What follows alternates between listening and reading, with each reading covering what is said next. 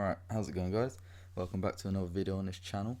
And yeah, so today we're going to be looking at some flat earth posts, and we're going to be trying to show off how ridiculous these people are and what their claims are. And we're going to try and just simply gloss through and explain everything that they're trying to, put forward and just disprove them. So let's just get straight into it for this first one. It just shows a picture, as you can see here, that there are 6 trillion tons of water on Earth, yet gravity can't hold this balloon into its atmosphere. And straight away, I mean, come on, if you have any common sense, you know how balloons work, right? It's the helium inside is lighter than the air on the outside, causing it to, rise. It's a simple thing taught in schools at a basic level. Apparently not to this person, though. This person didn't quite get the memo of how density on air works. But yeah, moving on. This next one's a great one. It's a typical one that they always seem to go to. The water always finds level. It cannot possibly, be a bowl that we're on because water finds level. How is this possible?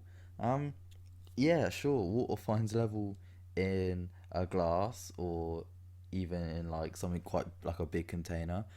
You can, yeah, see that it goes level in that small area. But what I think they don't quite understand is how amazingly enormous the Earth is, right? And because of that, it generates its own gravity. And I know they don't like the word gravity. They say gravity doesn't exist because it basically disproves their entire point of it being a flat Earth. But yes, gravity does exist, and it only exists because the Earth has such huge mass and is so dense that it has its own gravitational pull, and it just pulls the water and the atmosphere all together so it doesn't just float off into space. Uh, it's quite a simple concept. Maybe if they did their research on it and actually looked into it, but of course they would never do that because they would instantly find that it disproves everything that they try to believe in.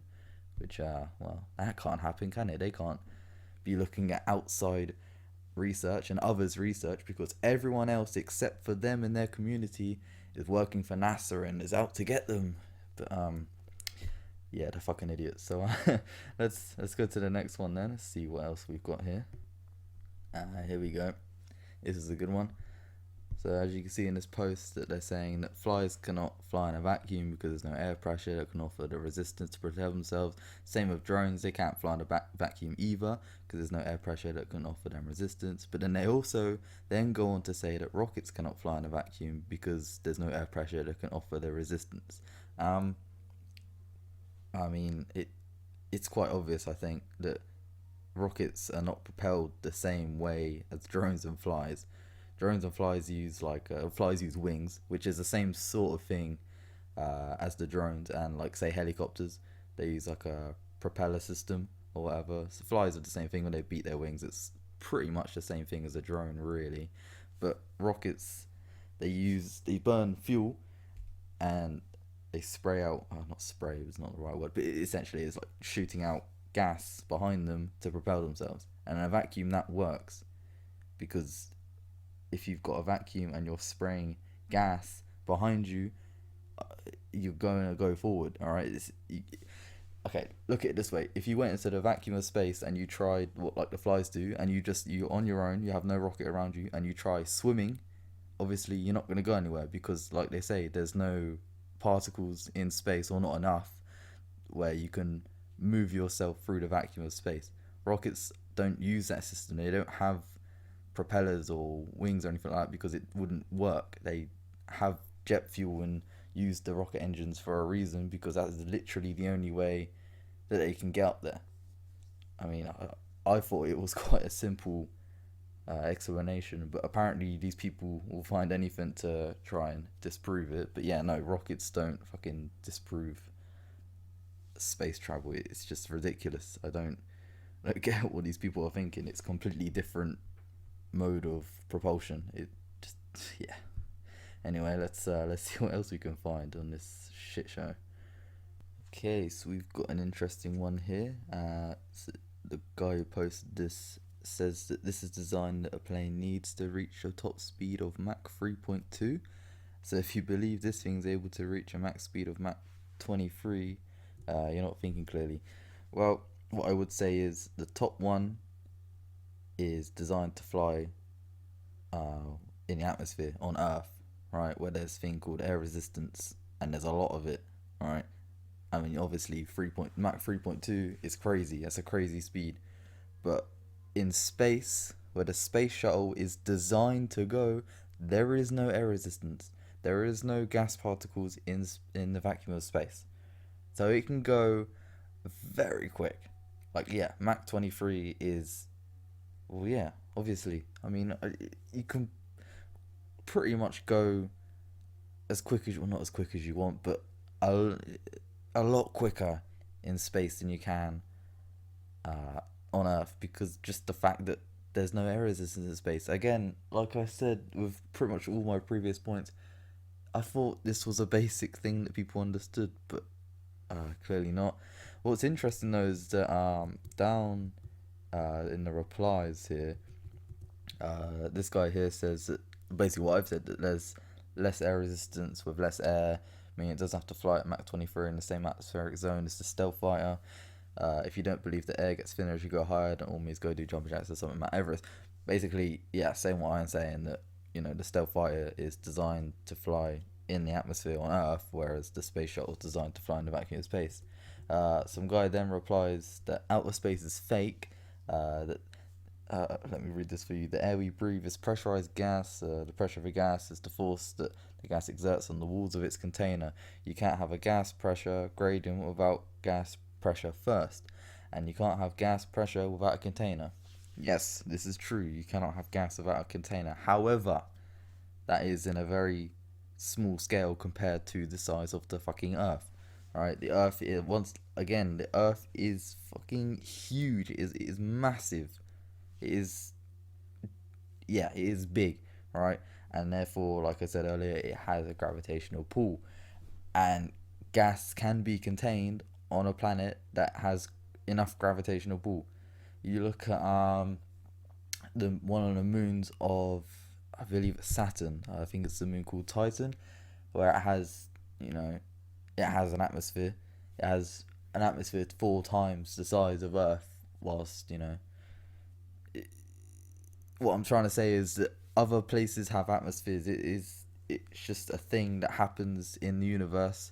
When a planet has gravity, it has an atmosphere. The sun's obviously an exception, because even though it's massive, it's got a massive gravitational pull, it cannot sustain an atmosphere for obvious reasons. It's the fucking sun, it's just combusting all the time. It can't sustain an atmosphere. It's the same reason why Mercury can't, and I believe Venus can't have big atmospheres, just because they're too close to the sun. It's just the conditions aren't right for an atmosphere.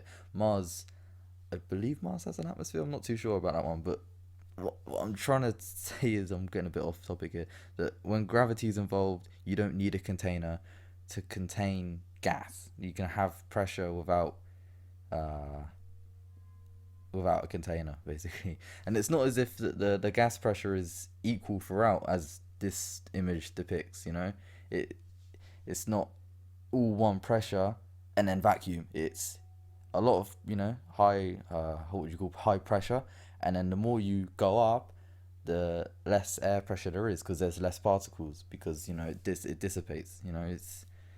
It's not a container. It's just held together by gravity. It's quite a simple thing. Like the guy said, if you go to the top of a mountain, you'll notice that you can't breathe as well as you can down below, just simply because there's less air particles. It's I'm actually losing brain cells here, and I know it's a typical thing to say, "Oh, I'm losing brain cells," but I'm struggling to get my point across, because it's such a simple thing to try to explain, that I can't physically just get a point across. I don't know how to explain this, but if you ever tried to explain something so simple that you just can't explain it at all, that's basically what's going on here.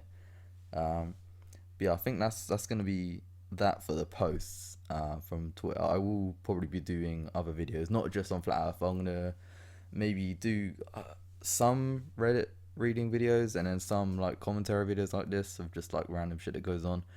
But yeah, I will do other things other than flat Earth. If this does well, I'll do other flat Earth things as well, because I find it quite amusing, actually, just watching these people fail. But another thing I will say about the flat Earth people is that they like, I don't get why that they're so adamant that the Earth is flat. Like, they go out and do their own quote unquote research, and it doesn't work most of the time, or if it does, there's a logical explanation for why it does and why it also works on a globe Earth. But also that they're saying that the research that other people have done are fake, just because they didn't do it, that it's fake somehow. And their entire belief system of the flat Earth is either based on the Bible, which is a whole completely different thing that will probably get its own video. I'm an atheist, and if you believe in your religion, that's fine, that's whatever. But I'll probably do another video if it comes to it about like religion and stuff to do with the flat Earth. But whatever. And the other reason they believe in the flat Earth is just because they don't trust scientists for whatever reason, which is ridiculous in itself, because why would NASA and why would the government and why would all these scientists and astronauts lie about the shape of the Earth? I don't quite get that. I keep trying to ask people in like comments and messages and that, like, why would they lie? What reason do they have to be like, oh yeah, nah, the Earth isn't flat, it's actually a spinning ball? Like, what reason is there for that? It makes no difference to the way we live whether the Earth is flat or not. Like, if it turns out tomorrow that actually the Earth is flat, there is irrefutable proof that the Earth is flat, it makes no difference to me. Okay, yeah, I might look like an idiot now, but it doesn't make a difference to the way I live. It's just the same. But yeah, anyway, I'm gonna wrap up the video. So I hope you guys enjoyed. Leave a like, subscribe, and I'll see you guys in the next video. Goodbye.